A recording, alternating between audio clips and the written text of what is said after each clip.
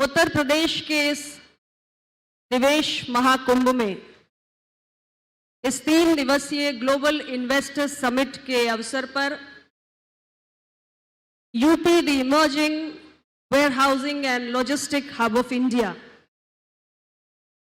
इस विषय पर आयोजित इस विशेष सत्र में आप सबके बीच उपस्थित होकर मुझे बेहद प्रसन्नता है। उत्तर प्रदेश के इतिहास में ये बहुत ही बड़ा आयोजन है और आज जिस वृहत रूप में हम इस 3 दिवसीय ग्लोबल इन्वेस्टर समिट को देख रहे हैं, उसके पीछे कई दिनों का कड़ा परिश्रम है। माननीय मुख्यमंत्री श्री योगी आदित्यनाथ जी के नेतृत्व और मार्गदर्शन में उनके मंत्रिमंडल के सभी साथियों ने पूरे दुनिया के तमाम देशों में भ्रमण किया, road shows, interactive sessions, meetings.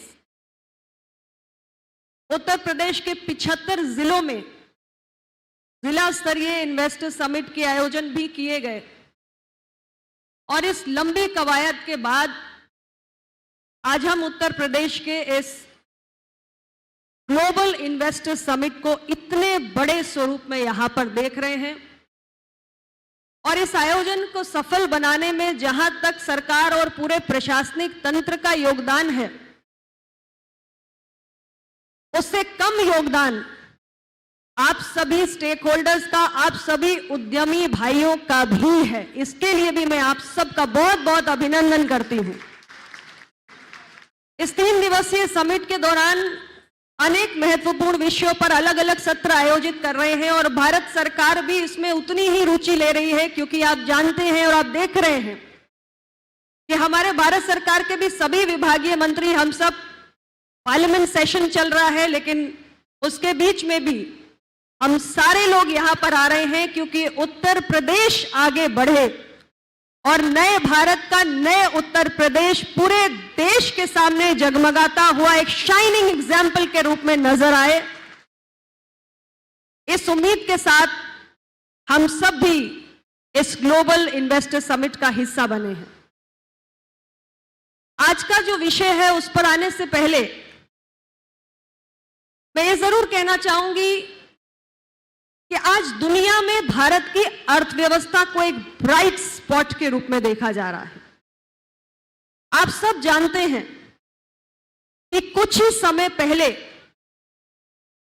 जिस देश ने कई सौ साल भारत को गुलामी की जंजीरों में जकड़ के रखा था, उस ब्रिटेन की इकोनॉमी को पछाड़कर भारत दुनिया की 5वीं सबसे बड़ी अर्थव्यवस्था बनकर उभरा है।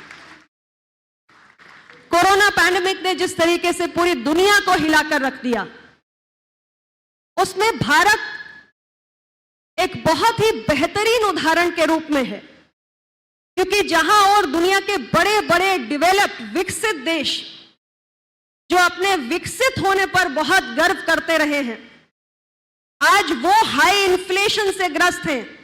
आज उनकी इकोनॉमी का जो ग्रोथ है वो स्लो हो चुका है, लेकिन इन परिस्थितियों के बीच में भी भारत एक फास्टेस्ट ग्रोइंग इकोनॉमी के रूप में दुनिया के सामने एक शाइनिंग एग्जाम्पल की तरह से स्थापित है। और भारत सरकार ने जहां इस उपलब्धि को हासिल किया है, तो उसके बाद एक नया लक्ष्य भी निर्धारित किया है, जहां लॉजिस्टिक्स का विषय आता है कि अब हमें लॉजिस्टिक परफॉर्मेंस इंडेक्स की जहां तक बात है, आने वाले समय में दुनिया के टॉप 10 देशों की सूची में भारत को शामिल होना है। यह क्यों जरूरी है आप सभी जानते हैं, क्योंकि हमारा इंटरनल ट्रेड हो या हमारे ग्लोबल ट्रेड में कंपेटिटिवनेस का विषय हो, लॉजिस्टिक्स एक बहुत ही क्रिटिकल डिटर्मिनेंट है। और इसलिए लॉजिस्टिक कॉस्ट को कम करना हमारी सरकार की प्राथमिकता है। और लॉजिस्टिक कॉस्ट तब कम होगी जब हम एक रोबस्ट, एक वेल इंटीग्रेटेड और एक एफिशिएंट लॉजिस्टिक सिस्टम को बनाने की कोशिश करेंगे, जिसके लिए भारत सरकार ने एक के बाद एक मल्टीपल इनिशिएटिव्स लिए हैं। सबसे पहले अभी मेरे कॉलीग सोम प्रकाश जी ने भी आप सबको बताया कि भारत सरकार ने अभी 2022 में ही, ज्यादा समय नहीं हुआ है, हमने अपने मंत्रालय में एक डेडिकेटेड लॉजिस्टिक डिवीजन सेटअप किया और उसके बाद हम देश के लिए एक नई लॉजिस्टिक पॉलिसी लेकर आए हैं। और इस नई लॉजिस्टिक पॉलिसी के अंतर्गत हमारा यही लक्ष्य है कि देश के अंदर जो लॉजिस्टिक कॉस्ट हमारी आज दुनिया के तमाम देशों की अपेक्षा कहीं ज्यादा है। अगर हम डेवलप्ड कंट्रीज की बात करें तो वहां लॉजिस्टिक कॉस्ट हमारी 7 से 8% है। हम ब्रिक्स कंट्रीज को देखें तो वहां पर 9% है। लेकिन भारत में लॉजिस्टिक कॉस्ट 13 से 14% है, तो उसे 5% तक घटा के हम 8% तक लाने का काम करेंगे। यह सबसे बड़ा उद्देश्य इस नई लॉजिस्टिक नीति का है।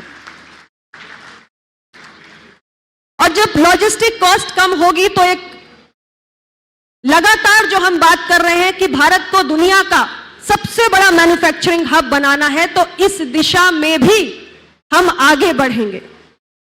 और लॉजिस्टिक इकोसिस्टम में ही हमारा वेयरहाउसिंग भी बहुत इंपॉर्टेंट हो जाता है।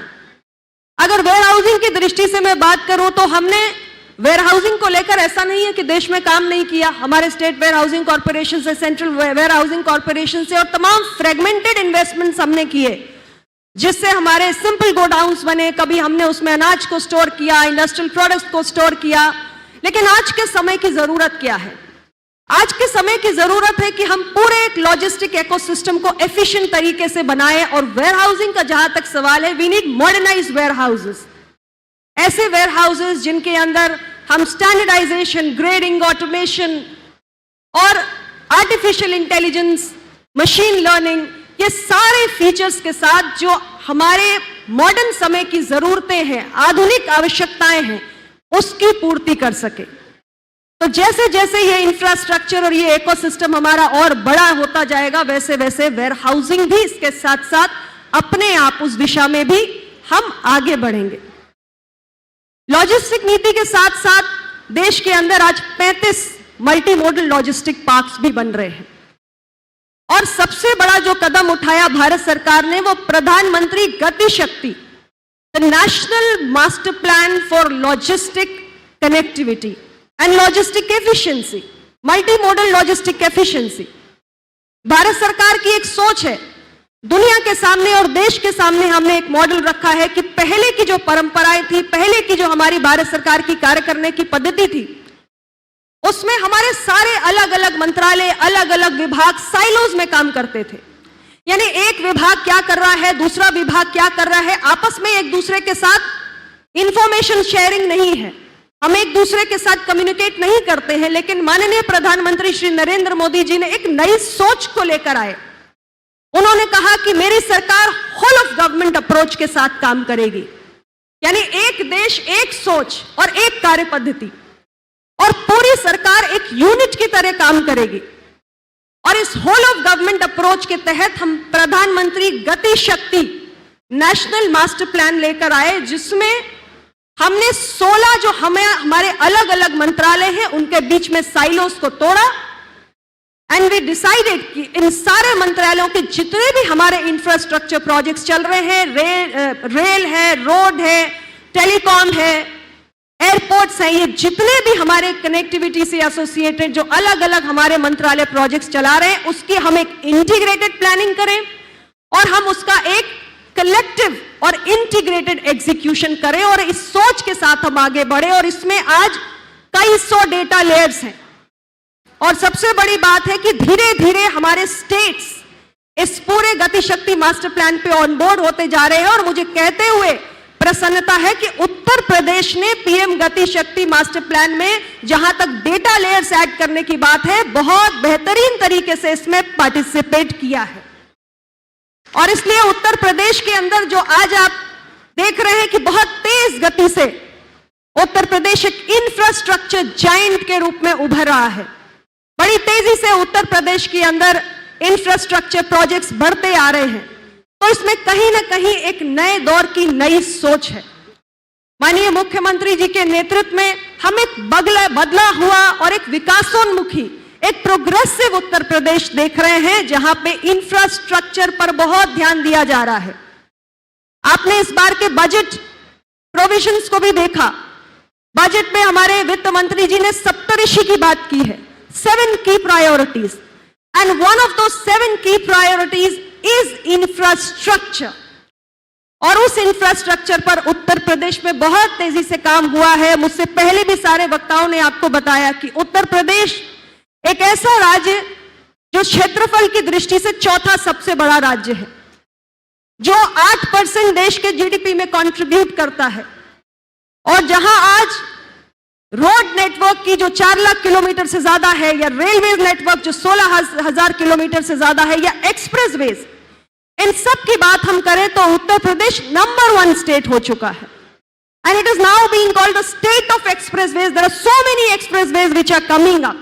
All this will go a long way in contributing towards reducing the logistic costs. And airports का आपने देखा, 5 इंटरनेशनल एयरपोर्ट्स, और कल ही सिविल एविएशन मिनिस्टर आए थे, उन्होंने बताया 21 एयरपोर्ट, यानी उत्तर प्रदेश आने वाले समय में सबसे ज्यादा एयरपोर्ट्स की संख्या वाला राज्य होने जा रहा है। इतनी तेजी से काम चल रहा है। और इसके साथ ही inland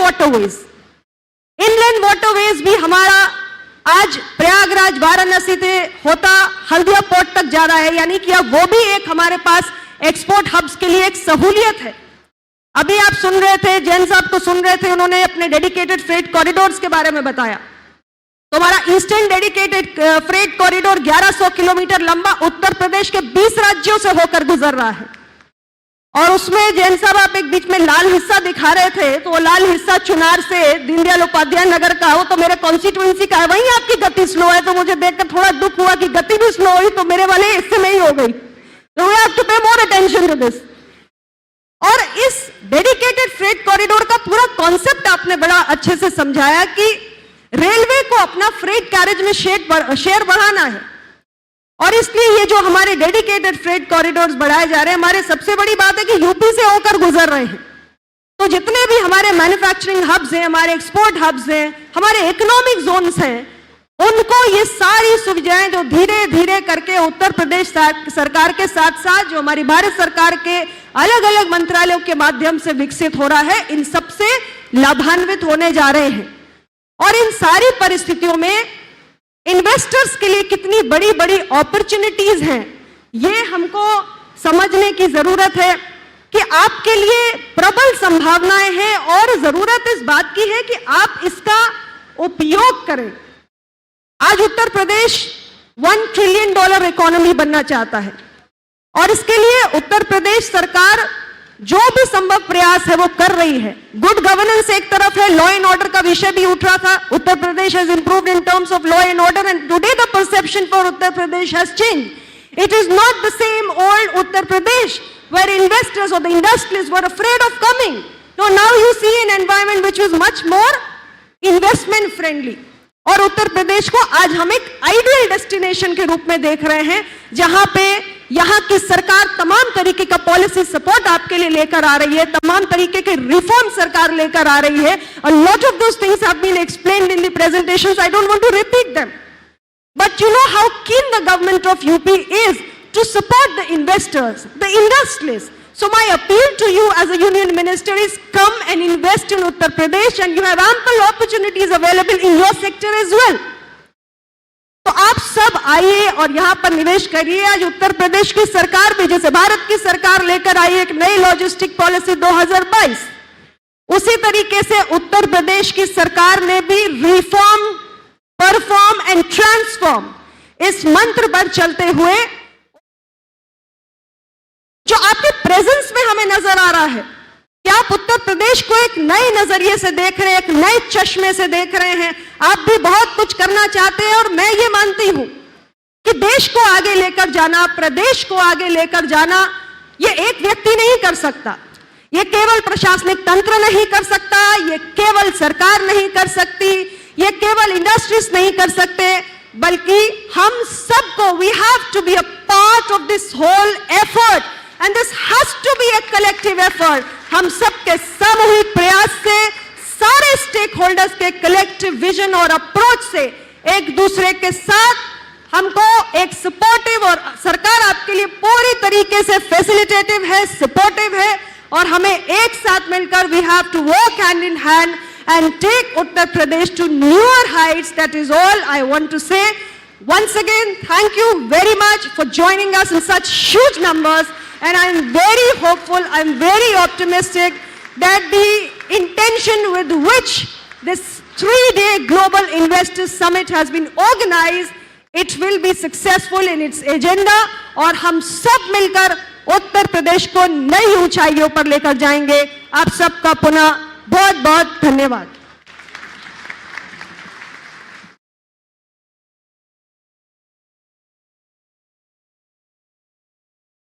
Thank you, ma'am. I think that gave the session enough